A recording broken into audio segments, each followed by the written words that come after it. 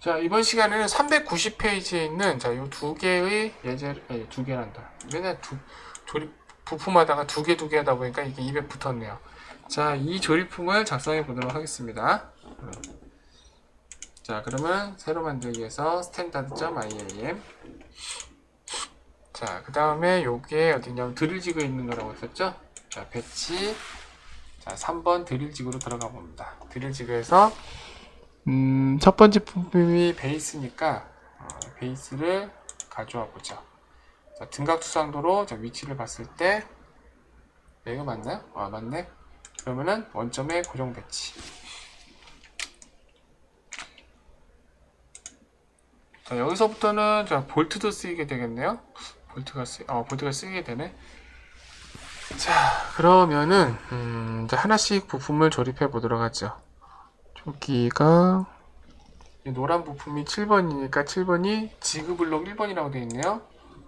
지그블록 1번 요거를 가져와서 놓습니다. 놓고 조립을 하는데, 조립을 하는 방법은 자, 세 가지가 있습니다. 먼저 어차피 여기와 폭이 같고 여기다 갖다 붙으니까 자, 접합 명령으로 요 앞하고 요 앞을 잡아서 이렇게 딱 붙여버리는 방법이 있어요. 아니면 구멍 대 구멍으로 해가지고 여기하고 탁 붙인 다음에 유형을 강체로 하신 다음에 확인하시면 됩니다.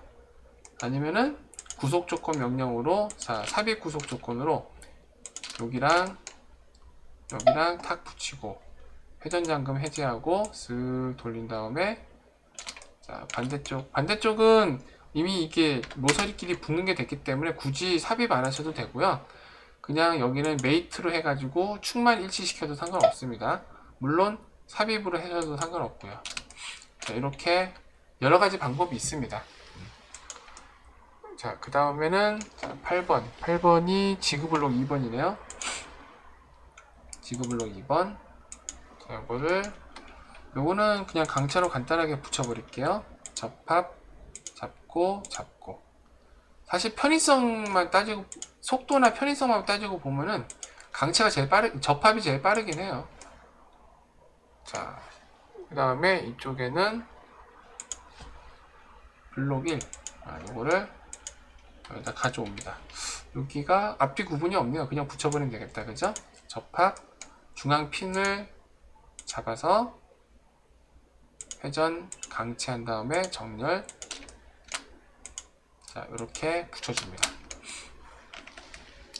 자, 5번은 블록 1번. 위에 올라가는 거 붙이는 거예요. 자, 블록 1번을, 아니네?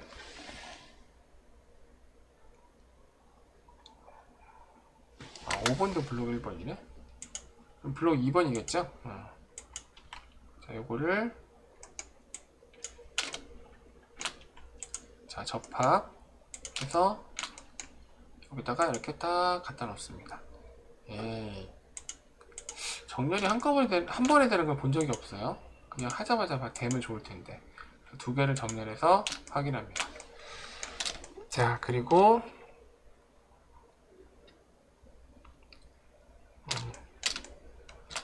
여기는 이제 표시가 안 돼 있는데 여기에 요거 있죠, 요거. 여기 소재인데 일단 그건 냅두고 자, 2번 부시 1번을 가져오겠습니다. 자, 부시 1번을 요거죠. 부시 1번 가져와서 요거는 그냥 삽입 구속 조건으로 여기에 붙여, 방향이 반대로 됐네. 반대로 해서 회전 잠금 해서 이렇게 붙여주시면 됩니다. 그리고 자, 9번이 뭐야? 핀이죠? 자, 9번이 핀을 선택해서 가져와요. 근데 핀을 가져왔을 때 보니까 여기서 본 축이 정렬된 거 보는데 그 외에 다른 거는 딱 보이진 않아요. 그죠? 그래서 요거 같은 경우에는 구속 조건에서 그냥 메이트 구속 조건으로 축만 이렇게 일치시켜 놓고 그냥 왔다리 갔다리 하게 냅둡시다. 자, 그 다음에 핸들을 자, 이렇게 해주고 돌려서 핸들은 그냥 자, 삽입 구속 조건으로 여기랑 잡아서 회전 잠금 상태로 그냥 붙여버리면 되겠습니다. 그럼 이렇게 왔다리 갔다리 하죠. 자, 그 다음에 배치해서 중간에 뭐가 들어가죠? 스프링이 들어가네요. 6번. 자, 스프링을 가져옵니다. 자, 스프링 같은 거는 조립하기가 까다롭다고 해서 질문도 자주 올라와요. 스프링은 어떻게 조립하지요? 라고 말을 하죠. 스프링 같은 경우에는 솔리드 모델 모서리 가지고 조립을 할 수 있는 요소가 아무것도 없기 때문에 이거는 자 선택하시면은 검색기에서 스프링이 선택되죠. 확장하셔서 원점 항목에 있는 축을 이용하시면 됩니다. 축, Y축, 그죠? 자, 그래서 Y축을 먼저 선택하고, 자, 구속 조건 명령을 누른 다음에, 그래서 메이트 명령을 딱 누르시면은, 자, 여기 스프링이 이렇게 싹 들어갑니다. 그 다음에 여기다 탁 붙이는 건 어떻게 하느냐? 그거는, 자, 스프링의 원점 평면을 이용하면 됩니다. 여기 보시면은 XZ 평면이 이렇게 돼 있죠? 그러면 이거를, 자, 구속 조건으로 메이트로 여기다가 했는데 확인했더니 안 되죠. 아까 제가 저번 예제에서 뭐라고 그랬었죠? 메이트에서 안 되면은 플러시로 바꿔라. 그죠? 자, 확인 버튼 누르면은 붙습니다. 그 다음에 요거는 어떻게 하느냐? 요거는 이게 사실 이렇게 하면 돼요. 이게 스프링을 더블 클릭해서 들어가서 코일의 높이를 보시면 돼요. 37로 돼 있죠? 그러면은 이 스프링의 허용 높이가 37이니까 구속 조건으로 이 면과 이 면을 선택해서 간격 띄우기를 37로 입력하면 돼요. 일단은. 근데 스프링이라는 것은 이제 탄력이 있는 존재이기 때문에 그렇게 해도 되고, 우리가 아직 조립하지 않는 요소, 여기에 이제 구속, 여기는 나와 있지 않지만 드릴지그의 소재라고 돼 있죠. 요거 요 소재, 요거는 그 가상품이기 때문에 그 만들지 않는 거라서 여기는 없지만 그래도 실제로 있어야 될 거 아니에요. 제가 일단 준비를 해놨습니다. 그래서 책만 봤을 때는 잠깐만 뭐야 얘는 어디 간 거야 하시는 분들은 동영상 보면 아 그렇게 된 거구나 라고 이제 아실 수가 있게 됩니다. 그래서 얘를 가져왔으면은 얘를 접한 명령으로 여기다 이렇게 붙여요. 이렇게 그 다음에 강체로 이렇게 하고, 그 다음에 아까 여기 37로 간격 띄우기 한 거 있죠? 그 구속 조건 일단 지울게요. 했을 때 요거 있죠, 요거 37, 요거는 삭제하시고 얘가 이렇게 쭉 뺀 다음에 요게하고 요게하고 맞닿는다는 개념이니까 구속 조건으로 여기랑 여기를 자 이렇게 붙여주시면 됩니다. 이렇게 됐죠? 됐으면 마지막으로 이제 그 볼트하고 핀을 이제 집어넣어서 마무리를 지읍시다. 책에도 한번 나왔지만 제가 혹시나 몰라서 여기다 다 준비를 해놨거든요. 그래서 핀 같은 경우에는 이렇게 꺼내 가지고 접합이나 구속 조건의 회전 명령으로 자 이렇게 조립을 하면 돼요. 이렇게 핀 같은 경우에는, 혹은 자 제가 말했듯이 책에 나왔듯이 컨텐츠 센터에서 배치 명령을 누르신 다음에 그 다음에 자 여기서 조임새 항목에서 잠깐만요, 이거 초기화는 이거 없는 걸 테니까 조임새 항목을 확장해서 핀을 선택한 다음에 자 원통형 안에 들어가서 그럼 되게 많죠. 그랬을 때는 이게 뭐 BS, CNS, CSN 뭐 이렇게 많아, DIN 이거 헷갈리시죠? 그 규격대 이거 앞에 보는 게 규격인데 규격은 역시 이제 국제 규격에서 우리나라에 맞는 게 보면 KS가 있으면 좋겠지만 이제 KS가 또 없어요. 근데 되게 웃긴 거는 또 어떤 거는 어떤 그 뭐랄까 형광이나 뭐 그쪽으로 가게 되면 또 KS가 또 있어요. 또 뒤죽박죽이에요. 아무튼 여기서는 ISO나 GIS 둘 중 하나 선택하시면 됩니다. 선택하면은 그냥 심플하게 나와요. 그래서 심플하네, 이거 하자, 이게 제일 만만해 보이네, 이걸 해가지고 호칭 지름 6, 공차 클래스는 뭐 적당히 하시고 호칭 길이를 25인데 요것도 맞는 것도 없네, 24네요 24를 해가지고 확인 버튼 누른 다음에 하시면 되는데 책에도 나오죠.